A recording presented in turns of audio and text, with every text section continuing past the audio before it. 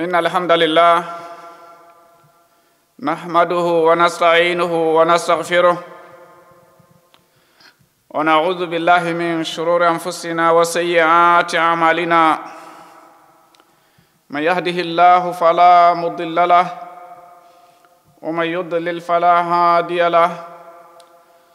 وأشهد أن لا إله إلا الله وحده لا شريك له وأشهد أن محمدًا عبده ورسوله صلى الله تعالى عليه وعلى آله وصحبه وسلم تسليما كثيرا. أما بعد فإن أصدق الحديث كلام الله وخير الهدي هدي محمد صلى الله عليه وسلم وشر الأمور محدثاتها وكل محدثة بدعة وكل بدعة ضلالة وكل ضلالة في النار. ودع الله سبحانه وتعالى ودع الله تيغا الله نتيغا فو الله نتيغا ندمغم ما سيستحق وتيغا ننشننا كن الله باني دا كولوت وصلى النبي ممغا محمد الله غنا جاكينا كسي نغا دي دون كونون دي صاحبان ورسالة غنا سوكي دي كله ما كله والله كلام كن يغنا سبحانه وتعالى تيتو سورو ادي ما كان كتو كلام كو اوغا قصو داري كبدي اياغا ني سونقسو الله كلام كن انا مسلم الله غنو غولول لا غو دانغاني ني نيغو دانغال الجنه رو سببو كن انا دانغي او جوكي ندو تفسير nga kenya gani tafsir suratul hashr tafsir nyani daro ga sigi nuqbo sigi Allah kallanke en cefenga nuqbe a'udhu billahi minash shaitanir rajim والذين جاءوا من بعدهم يقولون ربنا اغفر لنا ولإخواننا الذين سبقونا بالإيمان ولا تجعل في قلوبنا غلا للذين آمنوا ربنا إنك رؤوف رحيم. وسigi kiai Allah kallanke ngara fay unko muslimonga na bure beraga na yigonno ngana nyiga jangi manya dai me ka fawte do me katunde manya dai aganya na kube no dangani Allah di fare ndange halle gara kube no kono dangani aga gelliya miskino kube no ga koni di ayelle kunya bangani no dananti muhajir ganko miskino nyane ado lansare ganko miskino kembere kungana dangi ado soro kubenu gari ni halle iga duanga nante Allah nganna gafaro dado akhinu kubenu gado samali manan ka hunga ora fem ko no kebe gado ko ga mahataji sagande lengo ga gilino kube kenni qawluhu ta'ala Allah kallangen jefenga Allah tun kawrginta allati alam tara إلى الذين نافقوا يقولون لإخوانهم الذين كفروا من أهل الكتاب لئن أخرجتم لنخرجن معكم ولا نطيع فيكم أحدا أبدا وإن قتلتم لننصرنكم والله يشهد إنهم لكاذبون لئن أخرجوا لا يخرجون معهم ولئن قوتلوا لا ينصرونهم ولئن نصروهم ليولن الأدبار ثم لا ينصرون. كن آية الله كلام كنت سبحانه وتعالى ألم ترى إلى الذين نافقوا محمد أما وري تانچون من غابا أما فايندي تانچون من نياغ غابا أن النافق نغري نافق نكوبنو إيغا سنة لما غنيانتي آخنونا إدي إيغا كونتاكتون جيدي نغا كنيا غني بني نادير سورك جونغارو غديغا مكوبنو خباره يهود بني نادير أنا دو كنياي آخنو wakati be igada muri makanantin sabati dingira oda kore nyake ngasora ke jongaru nanti nafiqunu awagelli manken Abdullah ibn Ubay igati Yahud bani Nadir tidangani gasabati kadingiranga gana hataji mede mandenya moga da kadema ijan itidangani kamaga annabi gajallemma ko kamaga kanai kamaga kanu sahiban gajallemma ko igana ka gajasu ma oga kahagaina kadema Allah kallan kem pay kenya kon atalam tara muhammadan kem mafa indi tanchonde menyaare ngabayla alladhina katta yemunga nafaqu kubenu ga nafiqaqu ana dum munafiqinu ko yaquluna igatin li ikhwanihim ya khinunda agado khuwa berana do khuwatun aqdiyya li ikhwanihim ukhuwatun aqdiyya aqida laghe bo munafiqinu ko ado yahudiyanu ko kulluhum kuffar isunu kafir nunya wal kuffaru ummah wahida wal kufru millan wahida alam tara amma wariya bayla alladhina katem nafaqu kubenu nafiqu yaquluna li ikhwanihim igati ni akhinunda boy sunu kafir nunya kenya nagati akhinu kafir nu isunu ummato banunya kafiraku asuni dina banunya onakon nakunde dina he qaba isuna hibanunya kam idan kembire eti akhinu ndangana alladhina kafaru kubenu ka kafiraku min ahli alkitab ayagani yahudu bani nadir eti dangani la in ukhrijtum igana gabogandisu lanakhrujanna ma'akum moga bogo kayna gay anda garantonce fengari gara qotonde tike qotondi mogo be puruna kubanu butten qotondi billamu wa nunu tawkid lanakhrujanna eti moga bogo kayna gay obaka kayna gayya ona gadema wala nuti' fiikum ahada onta seresu batta gadi awreni mani agago la nuti' wala nuti' amra ahadin wa qawla ahadin serebane suddigame aya marinde fi adamil khuruji ma'akum aw fi adami munasaratikum nusratikum nantim umma gadde masere sugana ken kono don ta sefe nguttu onta ya mare batta ma gelli gana ga bogandi nanti umma ga boguda ga batte onto go debunga onta kamanga onta diga men batta wala nuti'u fikum ahada onta sere su batta gadi abada ko rengani uceke ga lato mo wa in qutiltum gelli gana ga gaja bimana in qatalakum muhammad gana ka gaja aw ashabu ma muhammad sahibanu ngai gana ka gaja lanansurannakum moga da kadema ona kadema na lakin ida ke digame kundu kadzabahumullah alladhi garandi fi qawlihim hada ida ke sefedi alladhi garandi allah timani allati wallahu allah kallanke nga yashhadu allah wasedane innahum lakadhibun garanton pay ida ke gare bi shahadatillah ti allah seda ko allah kallanke ti wallahu yashhadu allah wasedane innahum lakadhibun garantonya kadhibun garantonya ni fi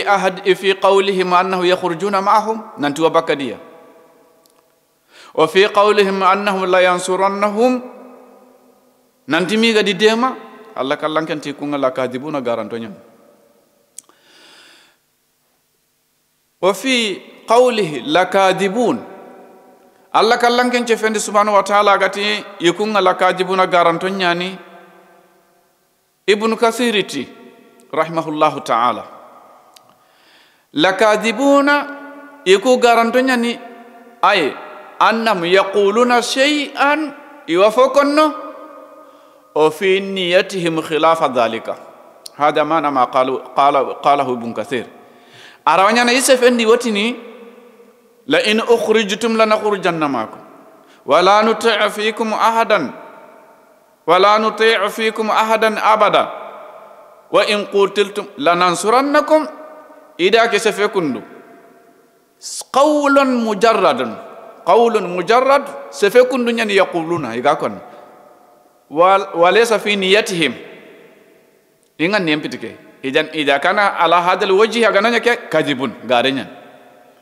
iwatini inda habogande su o bakada gaya inda haga jasu ona gade mana qasefe ande jaga iga ko nira kay khayim menungan neke de igana ku gaja on tabakadiya on ti de mana Allah kallan ken di garandati la kadibun garantonya ma walla wajhun akhar mogotan wallahu yashhadu innahum lakadibun Allah wa shahidana nanti ku nga garantonya ni ay annahu hatta wa in azamu ala ma yaqulun hari gana hanke homma kebe ga konno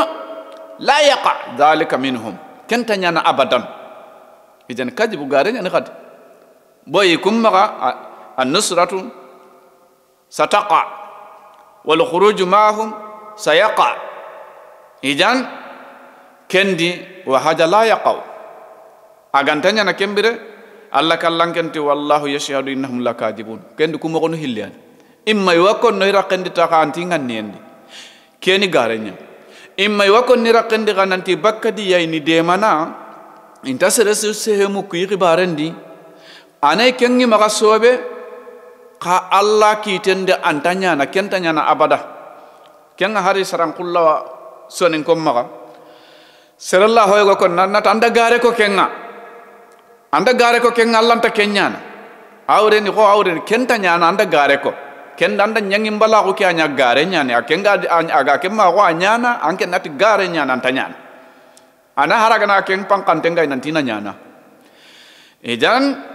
karawanya na kada kembe megati na nyana aka ha ko nira kenya di kadita kangan nendi anta dungen anyana ku mo kono hille su gare nyana kembir Allah kallanke subhanahu wa ta'ala Allah continue ati la in ukhriju igana yahudu banina diri gani bogandi kompondi la yakhrujuna ma'ahum inta bakadiya adi garandira khadi kubenu gati la in ukhrijum lanakhrujanna ma'akum allati la in ukhriju igalle ganne bogandi la yakhrujuna ma'ahum inta bakadiya wala in qutilu igana hari gaja na yahudu bani nadir ni gaja la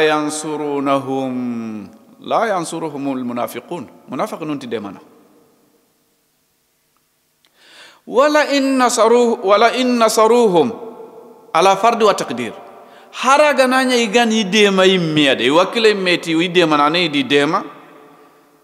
la wallunnal adbar Allah kallankanti miga de falle koy wurnwa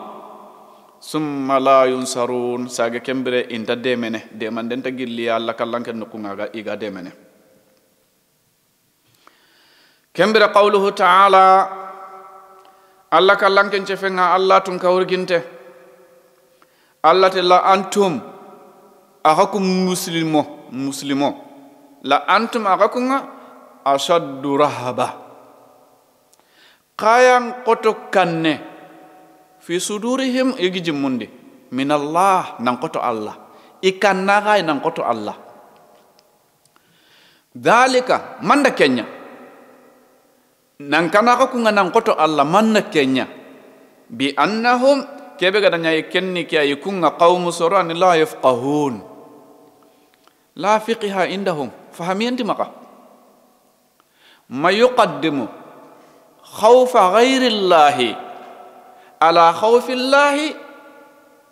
ma indahu fiqhum kenga nanya serebe kannenga na koto amma na hada marim min nan kanu tege hotana annan kanu kenga maga koto nanga kanna Allah mo gobe keni dalila e fahamiyan tam maka fiqhan tam maka Allah ti kunga kundu mari hay kundu de kada ku gonno ayaga ni kafir nuku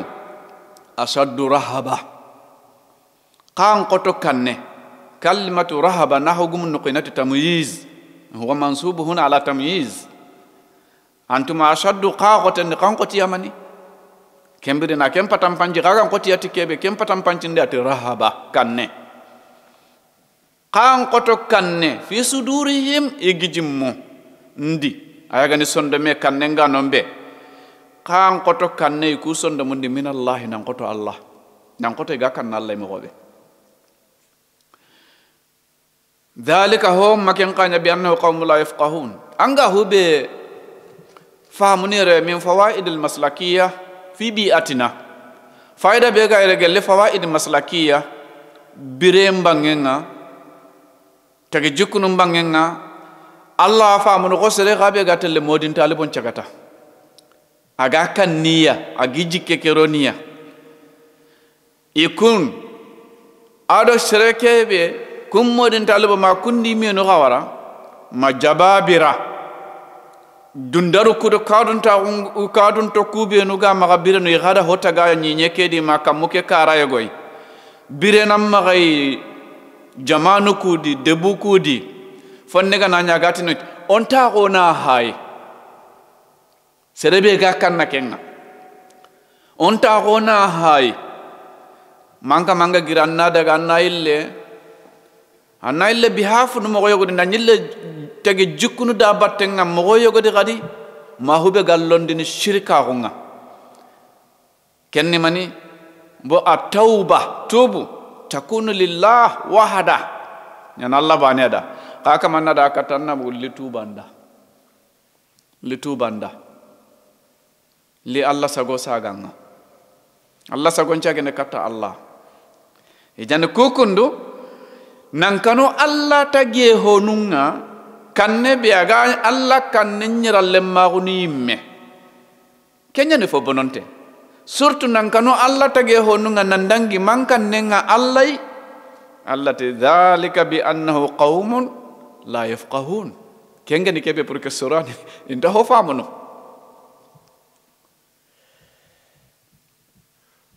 Allah kallanken subhanahu wa ta'ala muslimun dangane la yuqatilunakum jami'a inta ga jangamene immenan kahime jami'a ay mujtami'in ikahum tenga mekam madingira ngaida kanangaja illa fi qura aganta debundi ani muhassana debu kube ni itangan tengani kuran tengani dingiran kube ni tangana itangan tenyani iga du gardini kunga aw min wara ijodur ma walla do tagayum palle na mekki do tagayum palle qitalul jaban qaran denga jalle mago qura muhassara debu kube ni tangan tenga ni mo gonge mun tenga ni kura tettagaye dambe su amere mane ba dori mane ba akum min mane ba ejan haranda kelenki habe gago maranoku iwa keme dabarne angi walla mankango kudo hobe lutungi mari ga kuntu dingirang halle ngana to tan ni gatel rokubundi inda ga janga aganta debundi debuku ben muhassana itangan tengani aw mi wara ijudur ma walla tagayum palle ku dingiranci hano kundu Allah kallanke ngako no nanti ndaka janga jami'a awrene mujtami'in qura muhassana ay awrene qura muhassana bil husun atangan tengana korin tengani ti fotanganto ma walla mi wara ijudri matagayem palle ka kan tanga jangen ni kay gelli ke hay gelli duna darwa Allah kallanke ngako mislimo imana ko nga kube no maga soronga kotono me yugu saga ko kemmene kaganga ba kakantentidi porque ikunga tu iganyante nyani hinu ko hellesu imma ida konnon ko kunkutu ina ganye ko benu gabbara Allah dangani gadi ko kunkutu kebe gima kadi na wutu kadi ya ida istahaqqi iganye kede imma kenga he ti Allah rakuti yenga konno ko gani kunni igani ni anka manna kara kadi shahid saydum pure ku karo hilli su perdinta di kunga nyantenya ni kesa buda mu'minin ta kanna Allah dinan de mandenda munasabatu nu nyogon warne wa fi nyogon tokkono kannu nyogon wano ka ganaki nya wakati kebe kan negam taka daga nanda ken nuqin takanna ijan kembire annani nan to qonno igan nakile ne nambogu halle nambogu wara ajudur tagaum palle ma nambogu kharija qura muhassana nambogu debu kubenu kurante ngani mbogu kempalle la yastati'una hadha muwajahati jays al-islam al-kuffar la yuqabiluna al-muslimin bil mubaraza wal muqabala kafir nu ngente muslimonge malle magno bil biraz nambogo qur'an ngay suga birazunna nam jonkoy me la kundum pe gelle ganni inta kenyana ami ha har kelenki anna duto ko kam munyadi diga hobe gelle ko bombo anna duto ko kam munyada anna daga debun kere anna daga dingira non kere anna yerendi kam kama ombogo sellanga nan cigi katame bil biraz wal muqabala fala inta keda barni kenya Allah kallanke ngati illa fi qura muhasana aganta debu kube nu itangante ngana mi wara e jodor mataga palle kembira Allah kallanke te basuhum itora bainahum imen ashadid agote tahsabuhum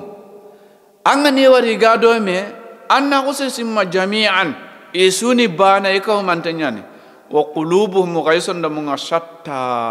kencang kinteni Allahu akbar ke kundu anga jallemma ka gonno anga de kekiti su kenan kende mande goy ke kundu wanyananda nusratul laka awanyananda de mande kenya nangara ka hosunyi maka kawa ka hoke nanti gaboye ka hoke igonno maka hoke iteinu inan konti awagelli konte encha babu nunyogonu ime mukke awagelli ime mukke ka gonno mateinu awagelli sa gondinden cababu nun nyogonu inan cagote namugu nanti kanta gemme ke hay kundu bishara keni nimesaso nyai bushra lil muslimin na muslimonga ni nimesasa yukhbiruhum Allah subhanahu wa ta'ala bi anna a'da'ahum al kuffara nanti gonnunga kafir nuku qulubuhum shatta wal ba'su bainahum shadid هذا نصرة للمسلمين وبشرى لهم كني نمسواسي نيا ديمان دنيا مسلمون دا كني نمسواسي نيا إيدان غني وتشجيع أيضا نيساغون دي غادي أنجا جالم مان إذن الله كلام كن دكنيا كواتي بأسهم بينهم شديد itu orang yang menakang ngakotnya ni tahasabuhum jami'ah idza ra'aitahum ba'dahum ma' ba'd angani yegon wari gado me battenga mo be tasabuhum jami'a wa annahum mujtami'una ala kalima angin nasima nanti na do mi ay ko man tan kalma bananya kala kallan kenti kala hinun takunnum wa qulubuhum shatta ison damunga isangkinte nyani nas'alullah salamata wal afiyah dalika Allah tekengani kebe bi annahum yakunga qaumun surunya la yaqilun inta hafa munu haqilan to hitiya haqilantiya qawluhu ta'ala Allah kallanken cefenga Allah tunka kallanke ate kamasalil ladina imisalem pa yamum misalenya min qablihim kubenu gi kane qariba anam hardallah amalatu haula alladhina fi hadhihi al-aya kamasalil ladina qayyamum misale للمفسرين قولاني دغامو هلانا تفسير غمون مكاكيدي يغنوتي كمثل الذين من قبلهم قريبا أي قريش مكة قريش غانكو kembire imisalen nyamani fi yawmi badr ko tay ko kunga kuti yagonun qatilla iti kamasalil ladina min qablihim ay yahudu bani qaynuqa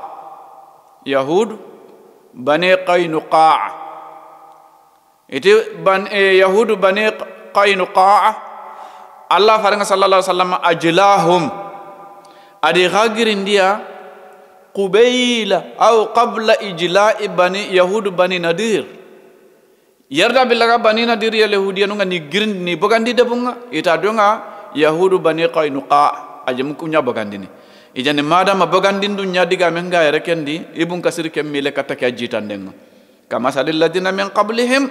qayyamum misalenga kubenu ganyangi kana aga ni bani qaynuqa qariba ana mahardallah ko kun kana kundo e ganta ho fahmunu e ganta ho haqqilana dhaqu wabala amrihim kembire idifinga ida ayangang katanga ida temu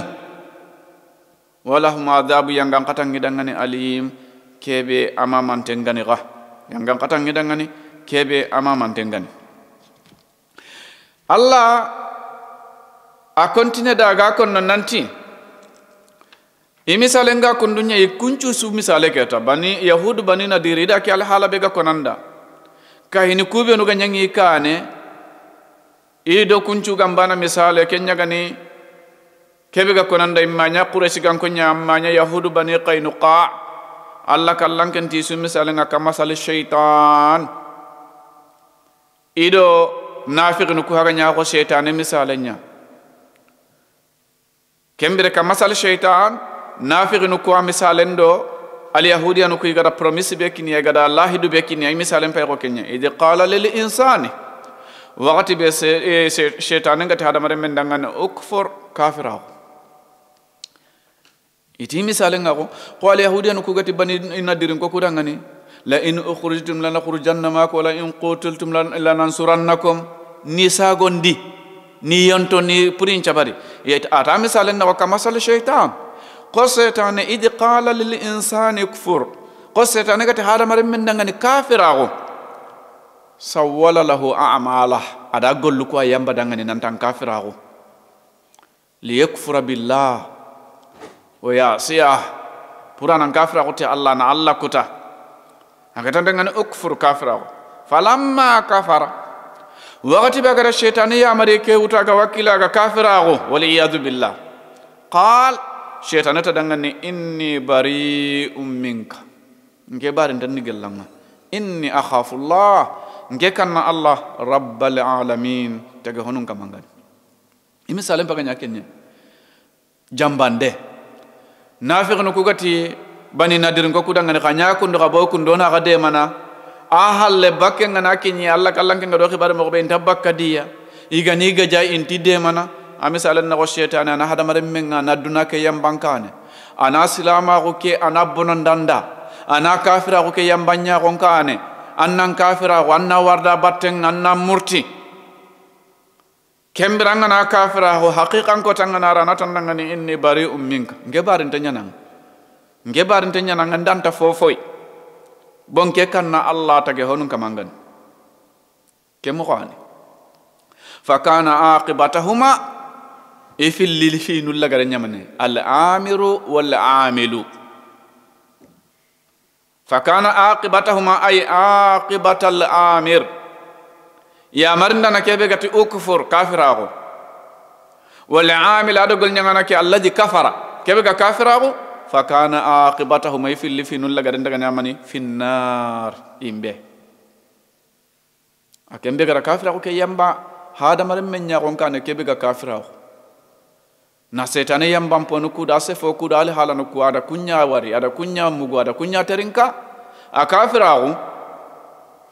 kembere ifil lilagare ndaga nyamani ifinu lagare ndaga nya ifil lilagare ndaga nya yimbenya khalidain fiha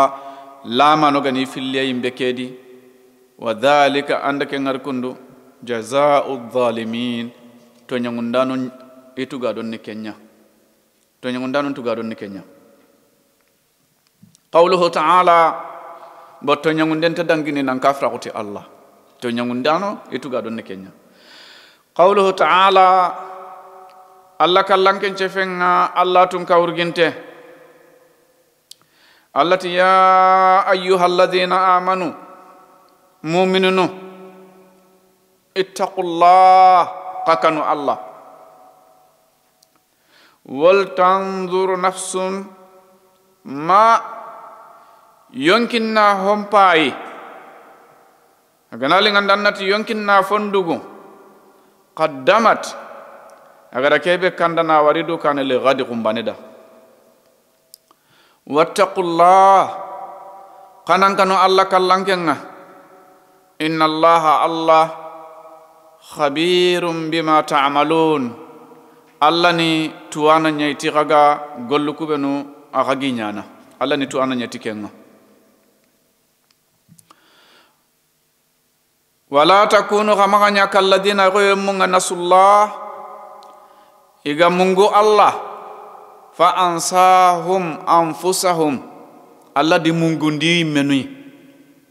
ulaika kun kamanno humul fasiqun kunya ne killing ngarano kunya ne Allah kutano la yastawi ashabun nar imbe dun kono tanyekana wa ashabul jannah Allah janna dun kono kuran tanyekana igan tanyekana keta kam kono nganye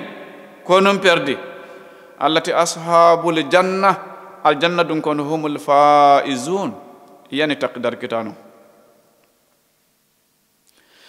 kiu aya nangani hay ko Allah kallanke ngati ya ayyuhalladhina amanu dhakarna fima sabaqa wada ko bega dangi nanti qawla bun mas'ud wada bun mas'ud safen ko kebega dangi nanti bun mas'ud ti ija sami'ta qawla Allah ya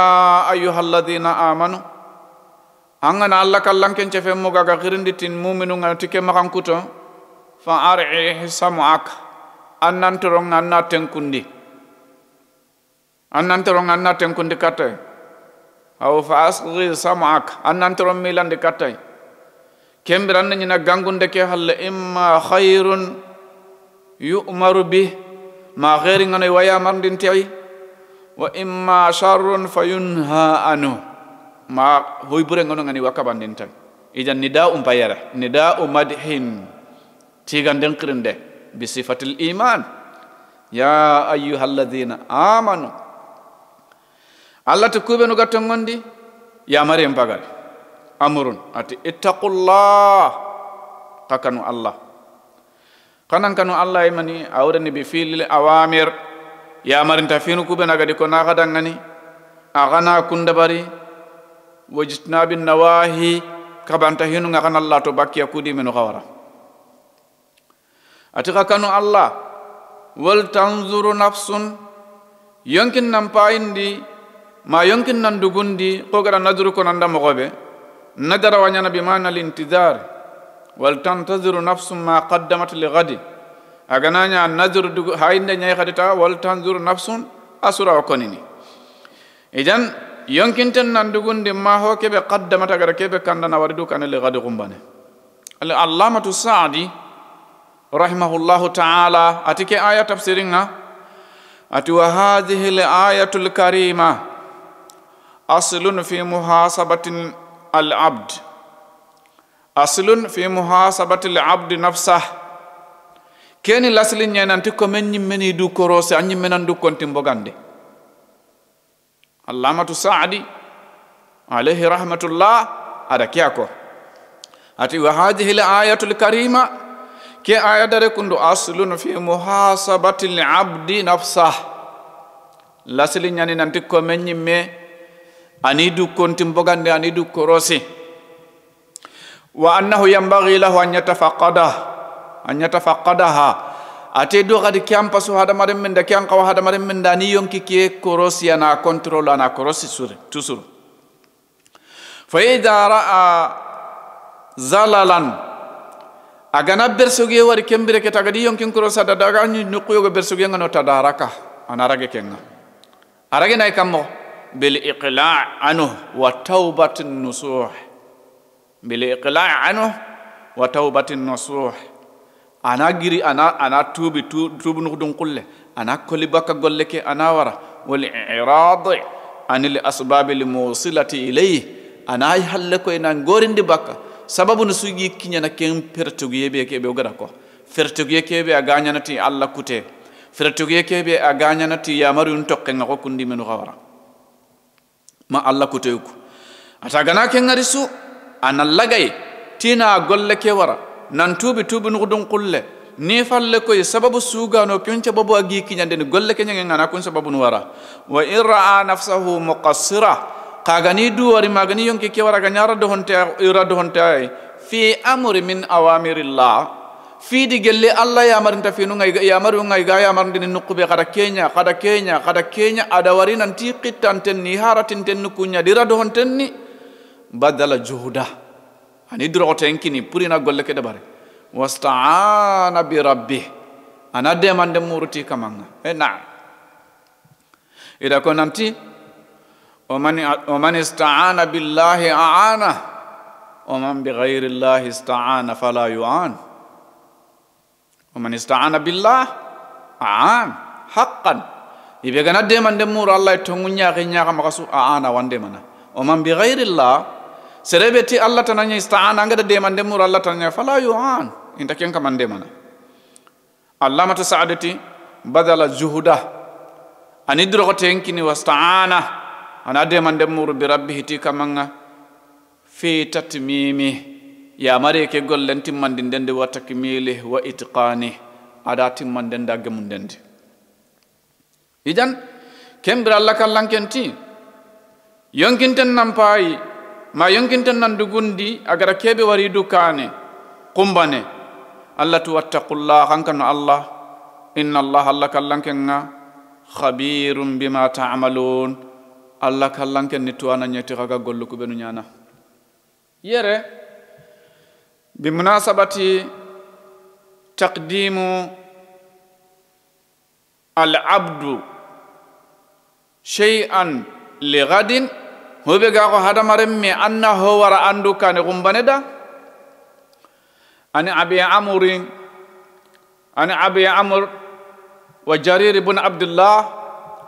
إذا حديث الله أبي عمرو أو جرير بن عبد الله بل أبي عمرو جرير بن عبد الله أبي عمرو كان جرير بن عبد الله إذا حديث الله رضي الله عنه قال كنا في صدر النهار عند رسول الله صلى الله عليه وسلم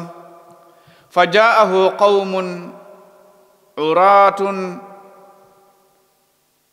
قوم هفاة عراة سريغنا اللي كتا الله فارنا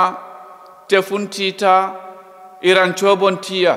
عراتو يرهيت ننتي لا يفهم من كلمة عراتو أنهم متجردين تماما ننتي إبوران تنيان اللولو كندومبي أورين إيران شوبون تيا إبوران تنيان كي أنا ركيم بوريا مجتاب النمار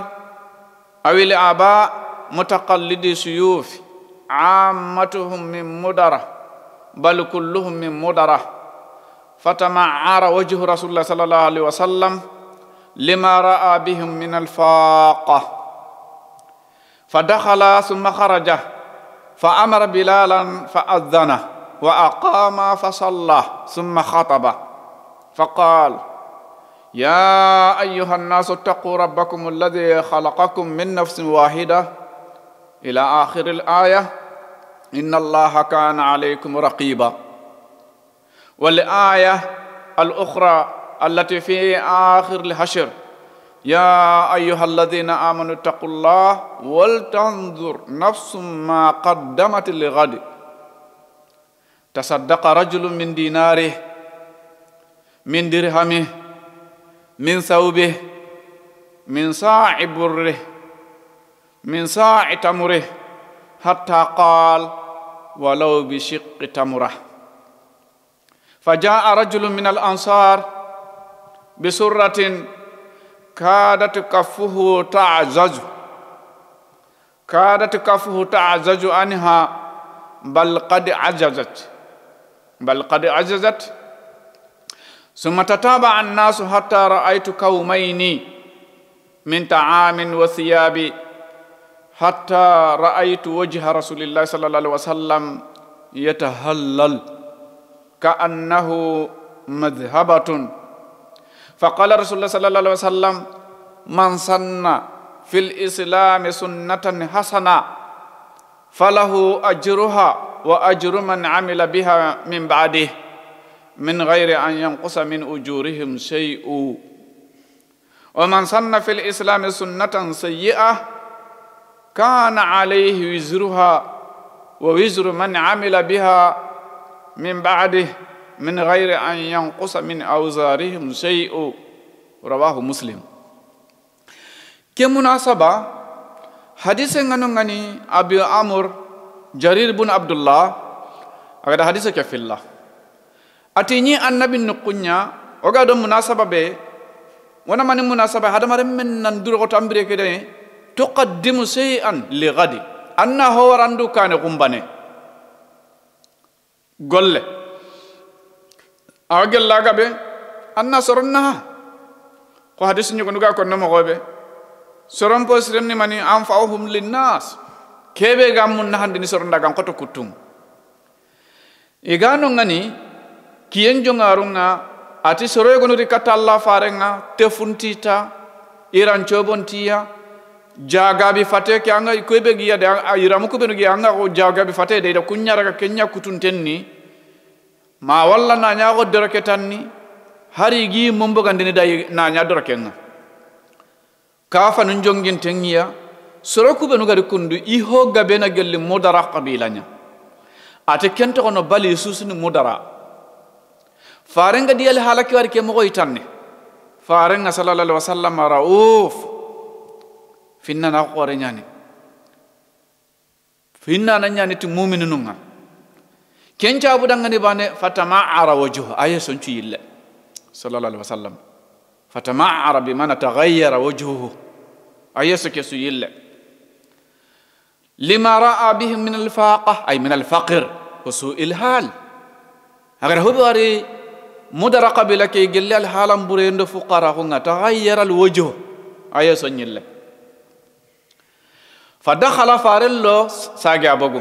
ada Bilal yamarata na ngadani ba Bilal wadani Bilal ga wadani ada sallan cigindi a sallati soronga faranda khutban qara tay bu ko ga ko namo be daga mo no ku killuku giloyende do hayenda kenga faran khutba no nga khutba no ku tatanawa khutba no ngari no khutba no be no ga nyana keme anay fi junte ga nyana khutba qara ado juman khutba no ado banan challi khutbatul idinu khutbatul jum'anu ado khutba no ku ga nyabi misli hadhihi almunasabat khutba no be no ga nya tukku hindam bu manu be no ga nari ina ku continue faran khutba no nyai ana daga tuwanon pay ku dingaran wi taxandini gi mo kon nandangan faran nga khatab ada khutba qara khutba ke dati soro jama kebe ga ga ko ni khutba no jonga nga hakano Allah hakano hakama tunka kebe ga dakata ga bakka yonki bane baba adaman ada kenga ya garada daga maga kinya na ya nyimranga ayang gatini al nuqba Allah kallanke gatini Allah kallanke ni hakam makoro sindananya aylle ayata na kala ngaw hay kenga ya kamayre suratul hasyr aya nanti mu'minunu hakano Allah yonkinte sunan dugundi angara kebe kandandu kane kendu guda angana ko haynden kayga kempayda angara kebe kandandu kane gumbane anna kempay manna dugu farengara keko bane tasaddaqa rajul na sadaqa tuqaddimuha li nafsika li ghadi sadaqa anga wallandu kane puru gumbane dangane yigon cadakhindi sahibanundi gelli dinare yogodo drahimen nare yogodo iramen nare yogodo illen nare hubega ko mude ille yogodo mude tamare nari kundunya ne ati farenga ko nedangane nanti walaw bi shiqqi tamura har tamari kette kenya gam magankati fillanyere anna boganda nanna hana gumbane angana bogande ti khalasiye kendo gondi yugo yogori akendo surra boto ada kenyalli agama gay kitte kedu kundu mo be ko abu amr jarir bun abdullah aga ko no mo be ati kadat kafuhu ta'azazu anha surra ke boto ke akitu ke koriyana inanti gobba ke ga korna wuttu kenyi korna wuttu onne ati kendu to no kitte ke koraya sorongara kengari bane hadamare munga yaqtaduna ba'duhum bi ba'di iyagonunga ina meserana inyagana do meya sorongara kengari bane tanne hadaman ko sasage gasa dakindini sadakan ko sagabo atilla garunga miga hatara aitu kaumaini migan taka jurmundanu hilli walla jurmundanu hilli min siyabin wa ta'ami igande jurman pay yere kundu me kamma ira mun jurmundam pay me kamma yere kundu sahibanu igara kenda bare radiyallahu ta'ala anhum atigara kungari birabe hatta ra'aytu wajha rasulullah sallallahu alaihi wasallam yatahallal farihal an wasurra farenga ida nyagali yere nyagali ke sabu danga nati da yeso ngara to nyalumbenea ka annahu mudhaba antino ko kanyaga dumbe nganga nyama gobe iti yegonu ngako nanti ariri wanu nyogono di gada dabti nanti ka annahu mudhana antino ko dari titenya aga nganya kembira faqala rasulullah sallallahu alaihi wasallam ko satida nganati man sanna sunnatan hasana serebe gana sunna sire sunna ke kamambe gara sunna sire ke sunna fil islam ke hadithani hadithun azim fi bayani sunna min al bid'ah wa ta'rif sunna wa ta'rif al bid'ah anna bid'an to anna sunnan to anni bangandi me ke hadithani kenya ka waqtin ta kenga yere afaranti dangane ma sanna sunnatan hasana serebe gana sunna sire sunna annan kilun kitayre o billaga dangane bid'a gumu igatini na bid'a cembendi to hube yere kalma begi magare ken kalimatu hasana man sanna fil islam sunnatan hasana kembere kum maga sunna sire ngano sunna buren kawano bagate man sanna sunnatan hasana reto man sanna sunnata sayyi'a la maga mungo kenga de faranti man fil islam silama gunde keraga kenan ke maga hoya ga sembene anado silama gunde bane filandi faranti man sanna sunnatan hasanata fil islam fi ayi munasaba ada ko mani munasaba fi sadaqa fi ikhraj sadaqa anado sadaqa mbagandin denye hal lam takun sadaqa qabla dhalika al-yawm yala sadaqa manyadi ken ko tay islam agun shariandi na'am kanat ejani kenya sabira sunna gumungati faranche fenga sallallahu alaihi wasallam man sanna sunnatan hasana ay man ahaya sunna nasiha nas serebe kana sunna birande soronga nyiga mungu kebe fil islam agunde ba soronyi sadaqa ngake dingira antino ko yiga nyiga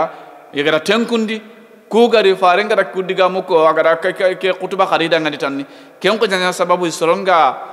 sadaqa mbugandi ni iga ko to me mo ko be masronga nyaage ne do me sadaqa ke gaggabono ijani keranta bidem pasanatu hohoy haraga na nyasi kitimante ganto mo gayre faranti be gana sunna salama gunde sunna sida falahu ajruha laysa hunaka sunna sayyi'ah sunna burentano kama annahu laysa hunaka bid'ah hasana la bid'ah hasana bid'ah antano kebe asire ngani bid'ah chubure nyan ijan faran ko sati man sanna fil islam sunnatan hasana serebe gana sunna salama gundi falahu ajruha abara jenga dangani wa ajru man amila biha ar sire tanaga golletay min bade am palle min ghayra nyam qusa min ujurihum si aga hita allah kallan ke nga ho sunna kasin gel liberajum yere kewa sire suganani gotonte asunto ko angana nyanga hoto allah dina kede farencun nandi annan kawan tangane dingira be angana dingira mujtama ankoro sado bi ankorosi angana tu fono ngani sunna nyani kadate anta mota illam takun qad umitat atinto aga kalla gella gamanya imada ni dakari tuhiha anken na kencun na birande ena fi baladika fi qaryatikum wa fi mujtama'ika wa fi bi'atika tuhi hajihi sunnah falaka ajruha wa ajru man amila biha angana kencun na birande nosu soronga sage ga gollene tay abaradin nan nyanganda serebe gana golle tay kun kabaradin nan nyanganda na nyanta ho nakasini bakki ibarajunga kembra Allah kallan ken kontinati wala takunu kama kanya kalladina nasullah kama kanya ko soro kubeno iga mungu Allah kama kanya soro kubeno nasullah iga mungu Allah urene mane nasu haqqallah imungu Allah haqqanga wa haqqullahi la awwal tauhid ifraduhu bil ibadah wa bi rububiyyah wa bil asma'i wa sifat nasullah imungu Allah haqqunga na Allah banannago ibatiyunde na Allah banannago itokonunde na Allah banannago gollundi mungu kenya fama hiya natijatu are sultannya mani fa ansahum anfusahum atuga donya mani fa kana jazaa'u dhalika kentuga donya an ansahum anfusahum adi mungundi meno bi mana ansahum anfusahum adi mungundi meno di mani ansahum adi mungundi maslahati anfusihim ansahum ma adi mungundi honga kebe ganyana yakunu li masalihi anfusihim ihi nungan kante surono suuda kullu ma yanfa'uhum ho hagan qani na imungu kenyime ikirmun ta ko bakama ko qaida ngane ga ko nanti al jazaa'u min jinsil amal al jazaa'u min jinsil amal nasullahi mungu Allah fa ansahum anfusahum Allah di mungundi men ulaika Allah tukun kama no humul fasiqun kunyani killingaranonga iyanda killen iyani Allah kutano la yastawi ashabun nar imbendun kon tanyerno wa ashabul janna adal janna dun kon kun tanyerno igan tanyerno ashabul janna al janna dun kon humul faizun iyani taqdar kitano kutakebe ga yoganati ona kenya masu ona akhnuku oni isugulana honne ndasim khairul kalami ma qalla wa dalla fa naktafi bi hajal qadr wa kuda khampena kiyai huna khatimatu matafina في هذا رمضان فأسأل الله سبحانه وتعالى بأسمائه الحسنى وصفاته العليا أن يتقبل منا وجميع المسلمين وبهذا القدر كفاية سبحانك اللهم وبحمدك أشهد أن لا إله إلا أنت أستغفرك وأتوب إليك